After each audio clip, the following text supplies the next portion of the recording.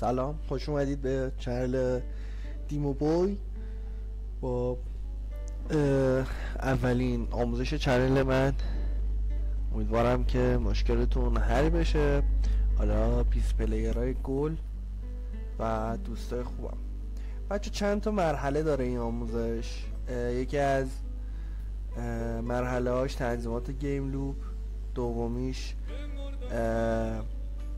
تنظیمات انویدیاتون، کارت گرافیکتون، و آخر کارم زدن فایل روی گیم لوپتون هست که بتونین HDR و اولترا HDR پلی بدین.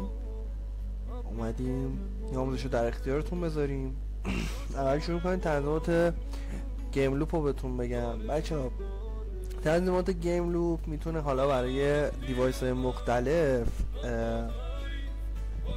قول گفتنیم خاص باشه. یعنی هر کی میتونه ستینگ بهتری بزنه، تنظیمات رو جابجا بکنه، ببینه نسبت به سیستمش کدوم تنظیمات بهتره. ولی خب تنظیمات بیسیک من رو حالا بهتون نشون میدم توی انجین روی دایرکتیکس. حالا گزینه‌هایی که آف و روشن هستن رو میبینین، دیگه توضیح در موردشون نمیدم. ولی خب ورتیکال سینکر رو به احتمال زیاد رو همه دیوایستون روشن نگرش دارین، پایداری FPS بیشتری بهتون میده.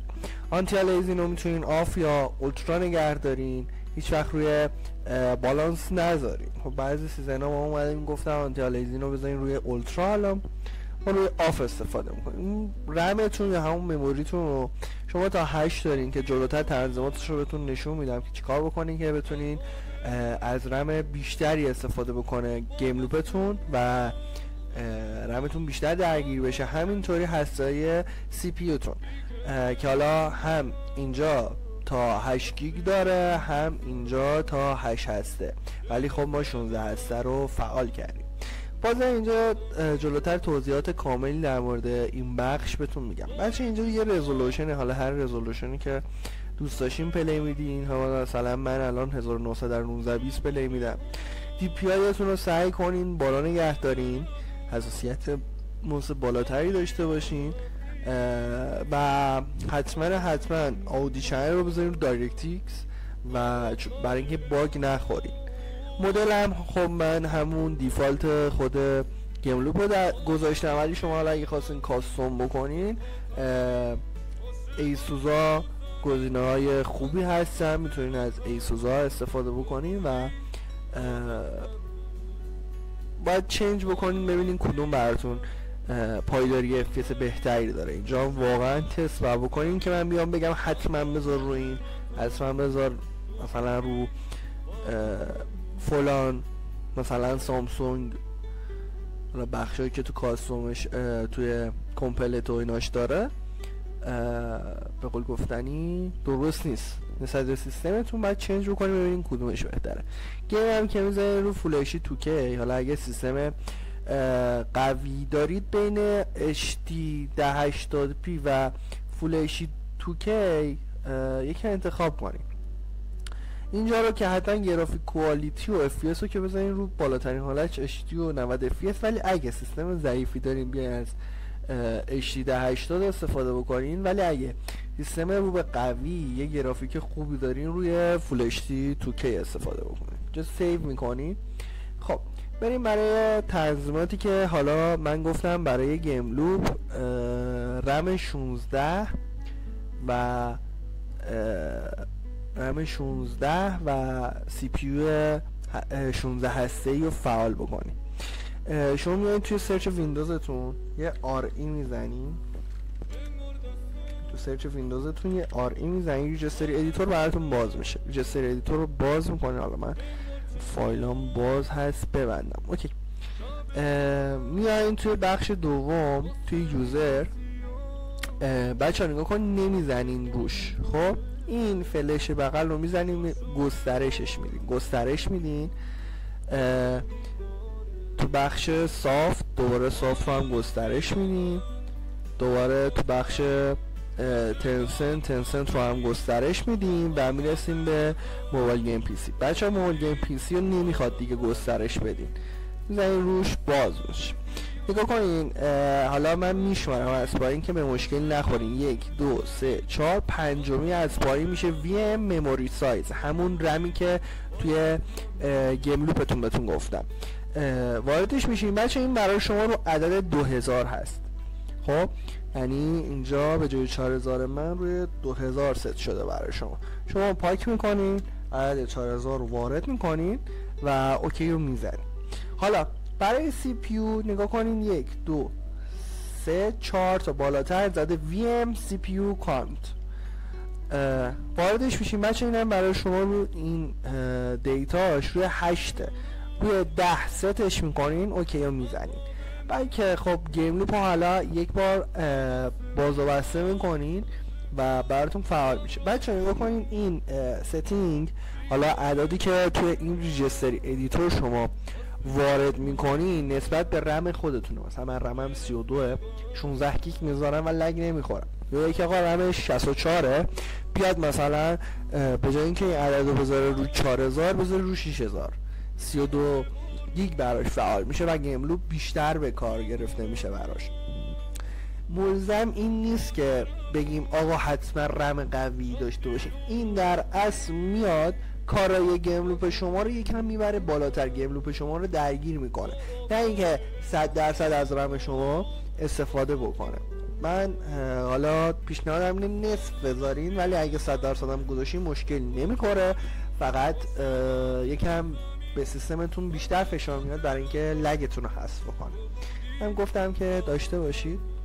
خب یکی از نکات مهم دیگه برای حذف لگ توی حالا گیم لوپ یا حالا مشکلات افت FPS، بچه‌ها میگن گیم لوپ رو میبندی، روی آیکون گیم لوپ کلیک راست میکنین، حالا اوپن فایل لوکیشن رو پیدا میکنین، رو اوپن فایل لوکیشن میزنین. حالا من کار رو انجام دادم. حالا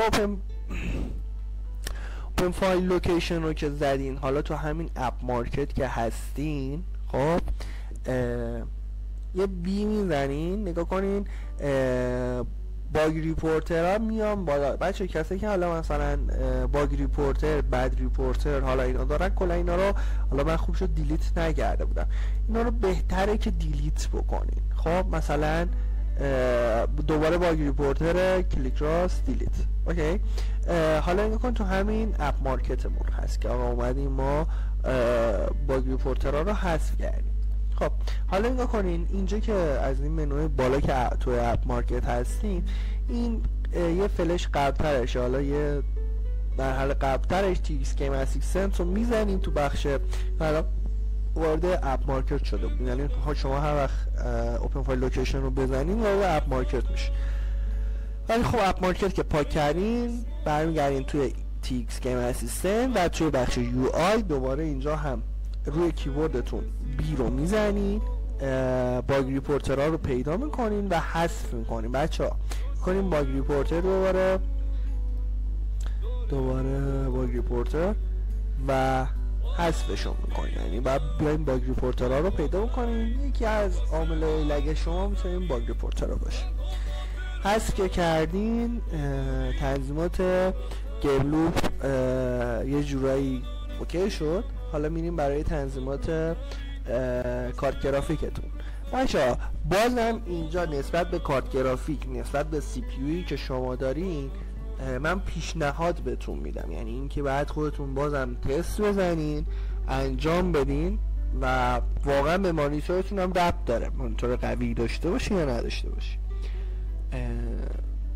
تست بکنین. حالا من معمول برای سیستم خودم رو ست کردم، در اختیارتون میذارم. بچه نگاه کنین، یه همیشه برای شما اینجاست. خب روی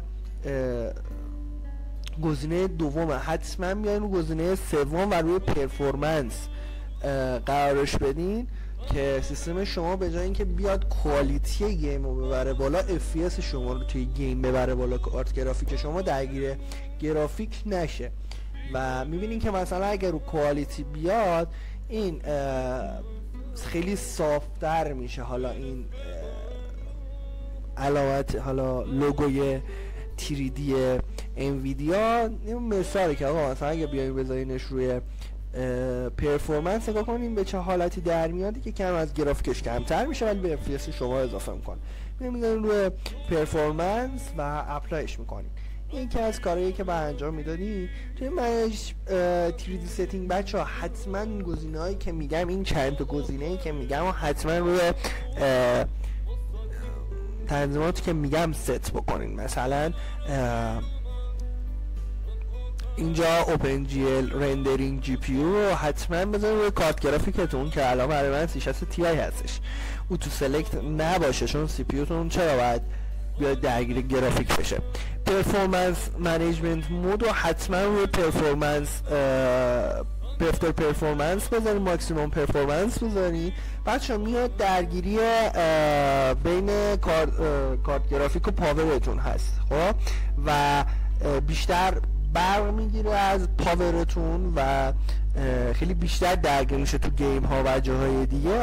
برای گیم حتما بذارینش روی ماکسیموم پرفورمنس که تمام تواناییشو برای حالا اون گیم و اون کاری که شما دارین انجام میدین بذاره، بزرگ بکنم که حالا دیگه میمونه. بچه‌ها نگاه کنین ورتیکال سینک ها میتونه برای یک جواب باشه، میتونه برای یک جواب نباشه. حالا میتونه بیاد اینجا تست بکنه. من رو آف جواب بهتری گرفتم، رو فست خوب بوده ولی اومد نیامد داشته. اینا رو هم اوکی میکنین حتما و سیوش میکنیم. بچه نمیخواد بیایم برای گیم لوپ تو این بخش تنظیمات خیلی در هم بر همی اضافه بکنیم، پس مهم نیست.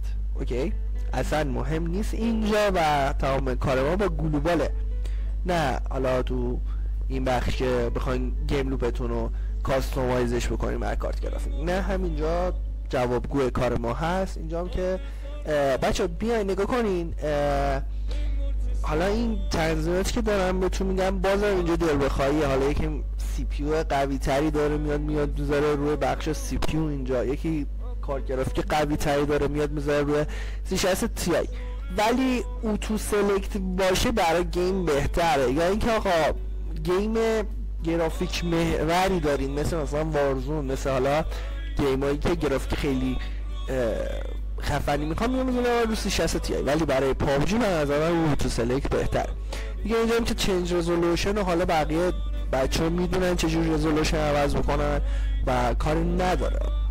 کاستومایز رو میزنی، بزنیم تا بهتون میگم، کاستومایز رو میزنی، کریت کاستوم رزولوشن رو میزنی، این دو تا عدد رو نسبت به رزولوشنی که میخوای بدی قرار میدی و اینجا رفرش ریت و هرتزی که میخوای و اف پی اسی که میخوای اضافه میکنی. بچه برای گیم ها ست بکنید گیمی که خودتون پلی میگن. الان مثلا پابجی بالای 120 اف پی اس داره، پس ما نیاز نیست که بیایم بیشتر از 120 اف پی اس از مانیتور و سیستم رو استفاده بکنیم. پس میریم رو 120 اف پی اس تست رو میزنیم، یس رو میزنیم و ست میشه روی سیستم، یا اگر ست نشد از طریق دیسپلی ستش میکنیم. حالا مهم نیست، حالا چیزی که انجام شده مثلا 1900 در 20 و 120 FPS هم میتونیم بذاریم.